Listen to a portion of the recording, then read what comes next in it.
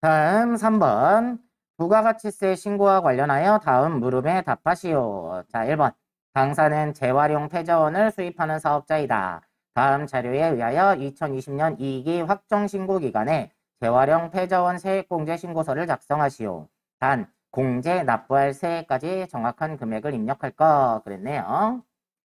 자, 그러면 부가세 신고서 가셔서 재활용 폐자원 세액 공제 신고서 열으시고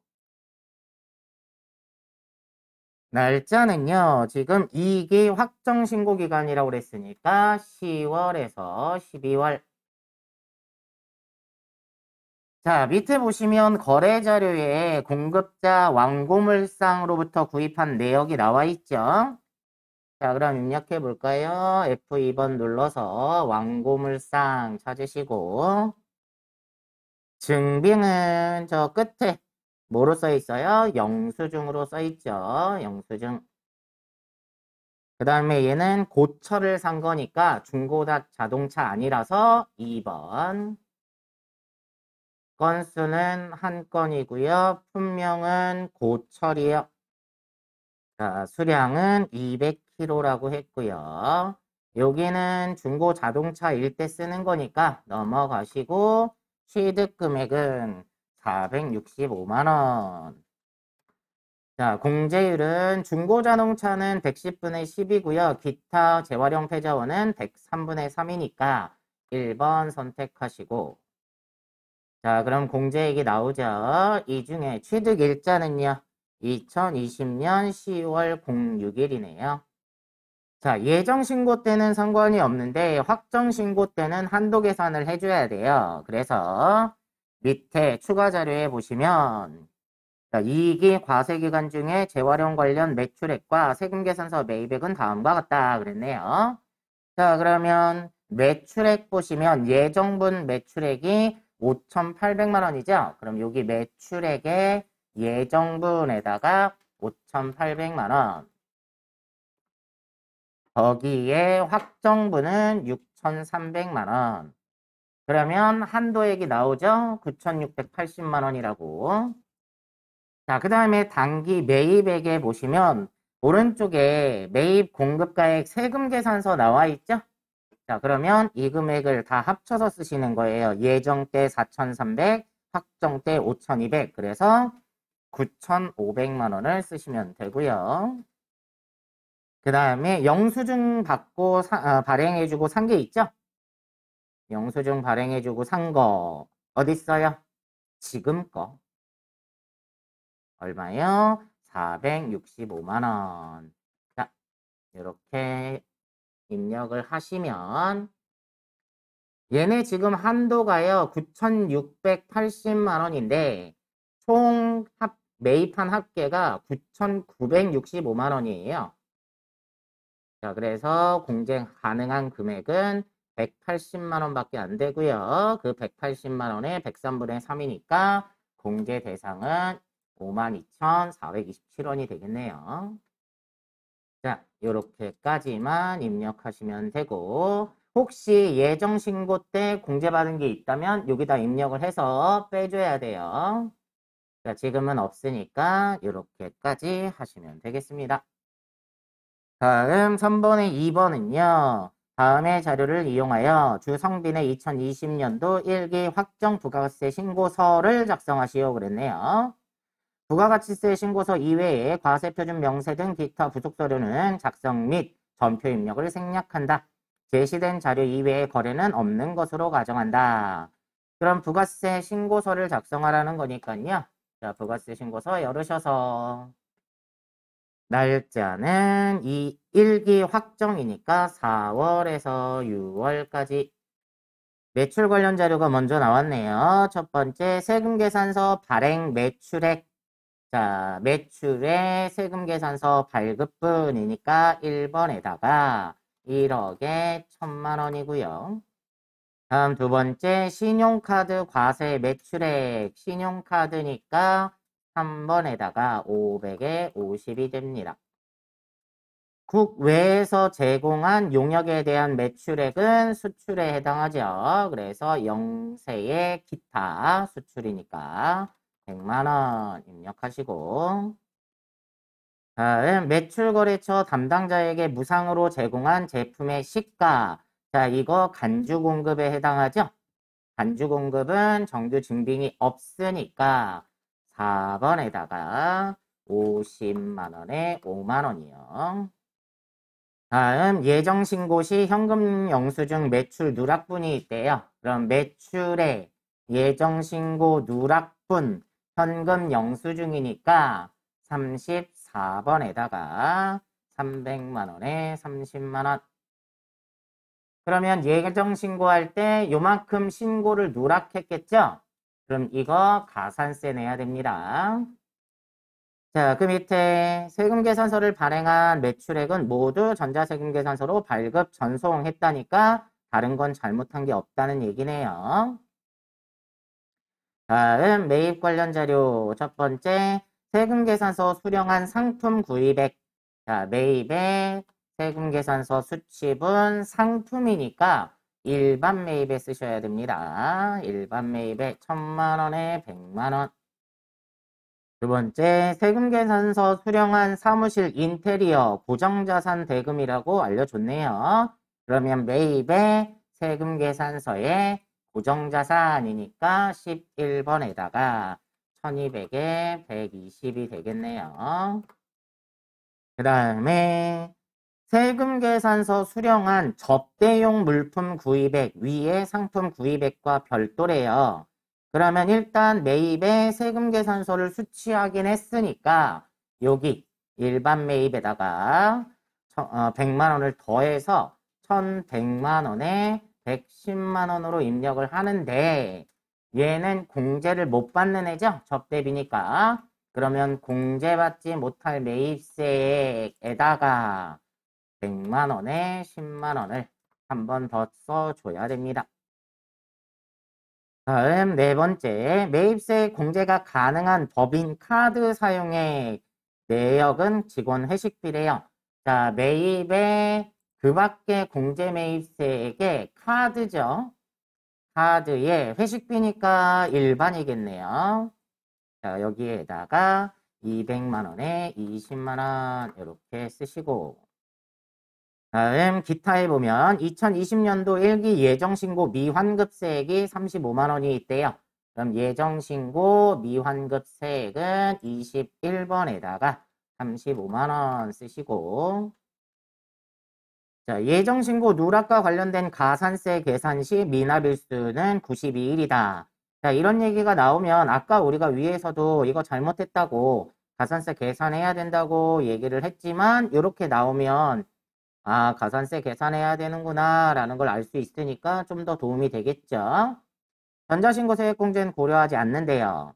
그럼 이제 다 했으니까 가산세만 해주면 되는데 자, 가산세 탭 들어가셔서 자, 우리는 어떻게 하자고 그랬어요? 위에서부터 잘못한 걸 찾아내자고 했는데 여러분이 보다시피 우리가 지금 사업자 등록을 안 했다든지 세금계산서를 발급을 안 했다든지 이 중에는 잘못한 게 없어요.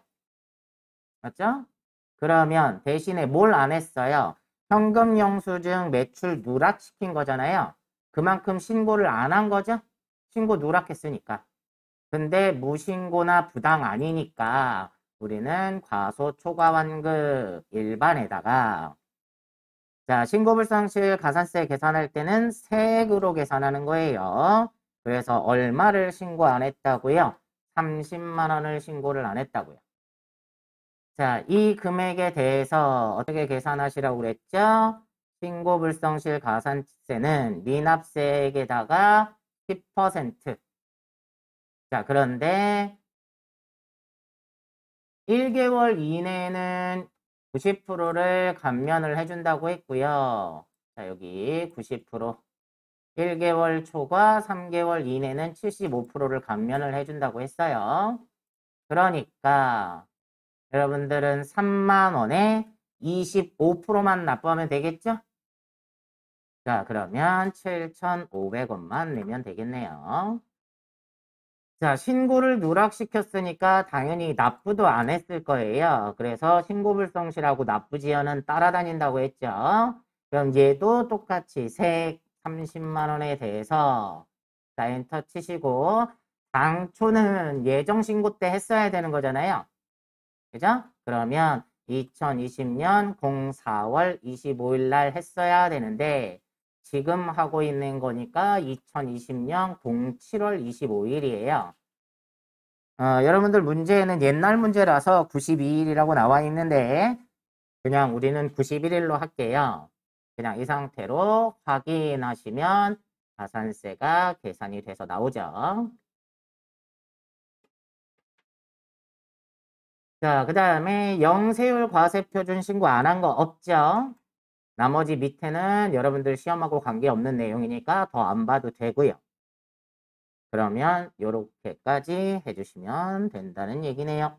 자, 4번은 결산이네요. 그래서 다음 자료를 입력하여 결산을 완료하시오 그랬어요. 자, 결산에 들어오시면 자동 수동 먼저 구분을 하라고 했으니까 자, 1번은 매도 가능 증권 평가는 수동이고요. 2번에 단기 차입금 외화 자산에 대한 평가는 수동이고 그 다음에 3번은 장기 차입금을 유동성 대체하라는 얘기니까 얘도 수동이고요. 4번은 기말재고 자산은 자동이고 법인세 5번 법인세도 자동이니까 자 수동을 먼저 할게요. 자 수동은 자 일반 전표 입력 들어가셔서 12월 31일자로 입력을 해주시면 돼요. 자 1번 결산일 현재 보유 중인 매도 가능 증권 투자 자산에 대한 내역은 다음과 같다. 기말 매도 가능 증권 평가에 대한 회계 처리를 하시오. 단 하나의 점표를 입력할까? 얘네가 2019년 11월 30일 날 310만 원어치를 샀는데 2월 19일 2019년 기말에 평가를 해봤더니 250으로 떨어졌어요. 그러면 2019년에 매도 가능 증권 평가 손실이 60만 원 있었겠죠. 그런데 얘가 2020년 평가를 해봤더니 330으로 올랐어요.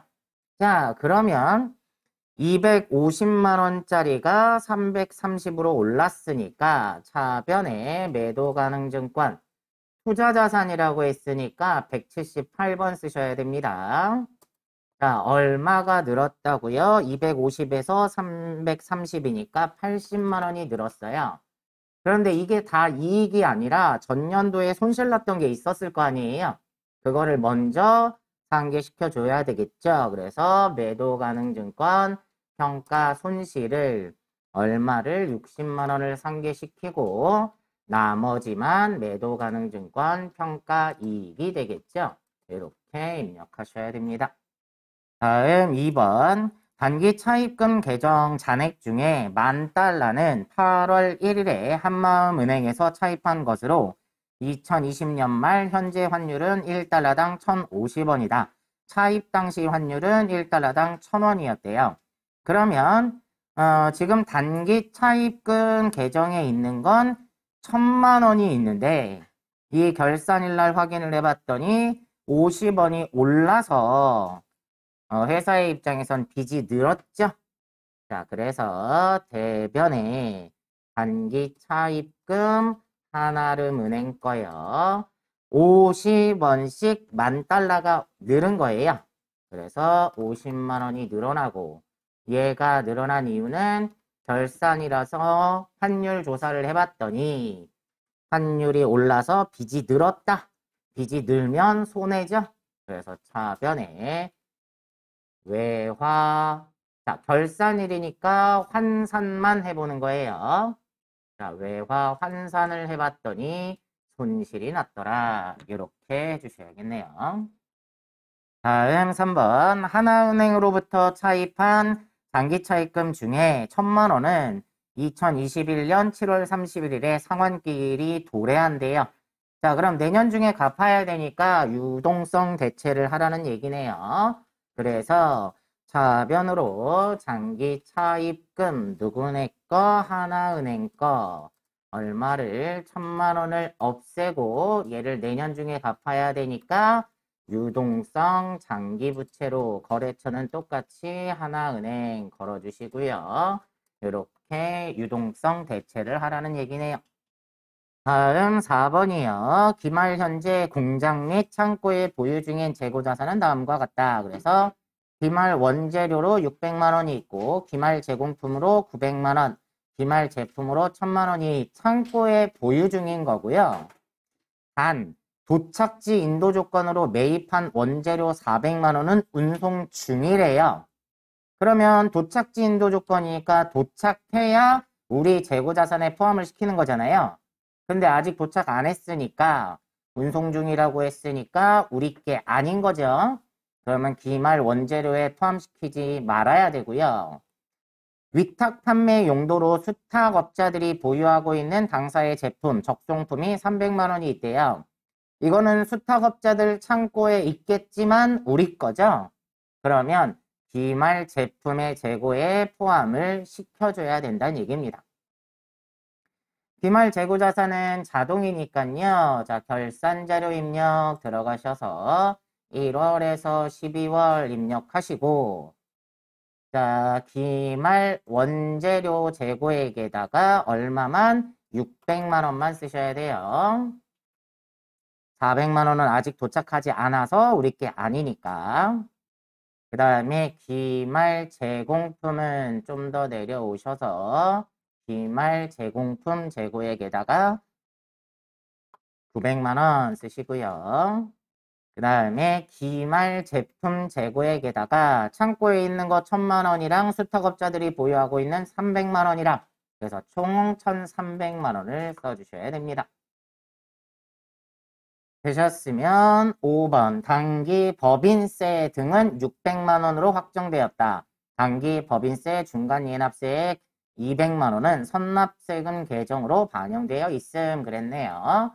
자, 법인세도 자동이니까 자, 맨 밑에 맨 아래로 내려가셔서 자, 지금 선납세금으로 200만 원이 잡혀 있다는 얘기니까 200만 원을 먼저 선납세금을 털고요. 이번에 법인세를 600을 내야 된다라는 거니까 600만 원에서 200만 원은 미리 냈다. 그러니까 추가로 얼마만 더 내면 된다고요? 400만 원만 더 내면 자, 여기가 600만 원으로 맞춰지죠. 자, 그럼 자동도 끝났으니까 꼭 점표 추가 눌러주셔야 됩니다. 점표 추가 누르셔서 이해하시고 여기까지 해주셔야 결산이 끝나는 거예요. 다음 5번 2020년 귀속 원천징수 자료와 관련하여 다음의 물음에 답하시오. 자, 1번 다음은 이상미 씨의 1월분 급여 자료 급여 지급일은 매월 25일임 그랬네요. 아래 사항에 따라서 수당 등록과 1월분 급여 자료 입력 사항을 반영하되 수당 등록 시 사용하지 않는 항목은 사용 여부에서 부로 표시하고 공제 항목은 제시된 것으로 한다 그랬네요. 자, 그러면 원천징수 탭 가셔서 급여 자료 입력 들어가시고요. 자, 급여 자료 들어오면 수당 공제를 먼저 하는 거예요. 수당 공제 클릭하시고 자, 밑에 내용을 보시면 기본급 있죠. 그 다음에 상여는 없네요. 빼볼게요. 부로 빼시고 직책수당은 있고요. 월차 수당은 없네요. 뺄게요.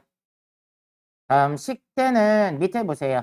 육아수당, 식대, 자가운전보조금은 비과세 요건을 충족한 것으로 본다 그랬으니까 식대는 비과세로 그냥 두시면 되고 자, 밑에 자가운전보조금도 비과세 요건을 충족한다고 했고요. 자, 야간근로수당은 없죠. 그러니까 부로 빼고 육아수당을 하나 넣어야겠네요. 육아수당도 비과세 요건을 충족한 것으로 본다 했으니까 비과세 하시고 F2번 누르셔서 육아수당 이렇게 찾아서 입력을 하시면 됩니다. 자, 공제는 다른 거 없으니까 확인하시고 자, 몇 월분 급여라고 했죠? 1월분 급여고 지급일은 25일이라고 했네요.